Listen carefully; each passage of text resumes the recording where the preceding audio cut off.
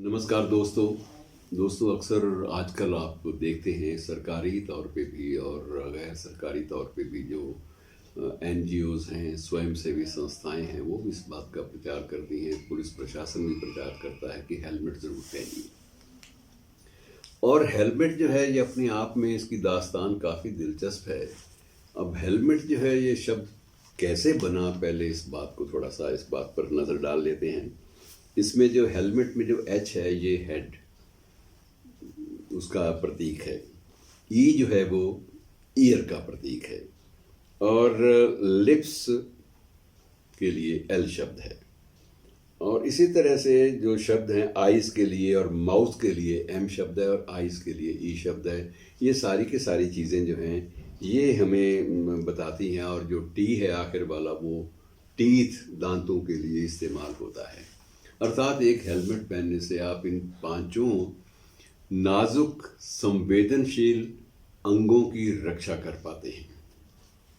और हादसे तो हादसे हैं, उनमें तो अक्सर ये सेंसिटिव पार्ट, ये संवेदनशील जो हिस्से हैं, जो अंग हैं शरीर के, इन पर लगी चोट जो है वो कई बार जिंदगी के लिए तात्कालिक रूप से कूच कर जाने का भी एक नगाड़ा बजाती है।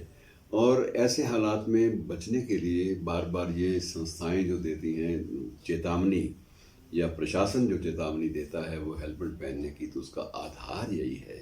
और ये मित्रों ये कोई नई चीज़ नहीं है।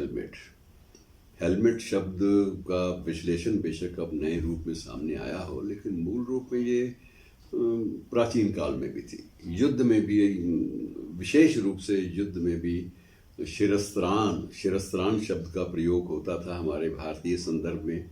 और विदेशी भी इसको कवच के रूप में, छाती पर तो कवच लेकिन सिर पे शिरस्त्राण, ये हेड गियर जो है वो पहनने की जो एक प्रकार से जो परंपरा थी, ये पुराने ज़माने में भी प्रचलित थी। और उस वक्त ये सेना वाले लोग इसका ज़्यादा प्रयोग करते थे।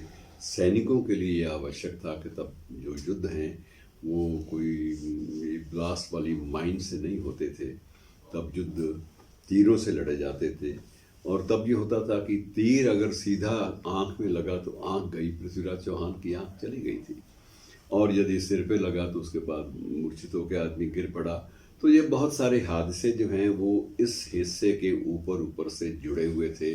तब ये सेनाओं को सभी देशों में, प्राचीन काल में और उसके बाद भी सभी देशों में सेनाओं के लिए ये जो एक लोहे का जो कवच है सिर पर डालने वाला, ये ज़रूरी कर दिया गया था। ये बात अलग है कि अब हम हिजाब की लड़ाई और उन चीज़ों की लड़ाई के चक्कर में फंसे हुए हैं, लेकिन इन चीज़ों का सुरक्षा से कोई संबंध नहीं है। वो पहचान की लड़ाई है, ये सुरक्षा की लड़ाई है।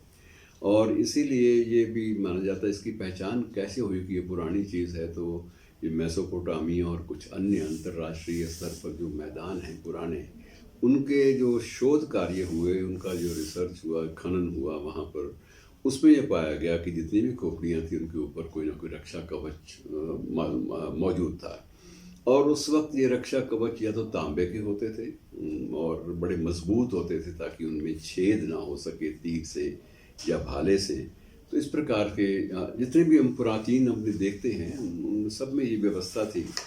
राणा प्रताप का कोई चित्र भी आप देख लीजिए या दूसरों मुगलों का भी आप युद्ध काल का चित्र देख लीजिए, तो वो एक ज़रूरी माना जाता था कि ये सिर को बचाने के लिए ये बहुत फौजियों के लिए भी ऐतिहासिक काल में और प्रागैतिहासिक काल में ये ज़रूरी माना जाता रहा है। अब हम इस बारे में कितने गंभीर हैं ये तो नहीं पता, लेकिन धीरे धीरे ये चीज़ें जो हैं ये क्रिकेट के खेल में भी आ गई।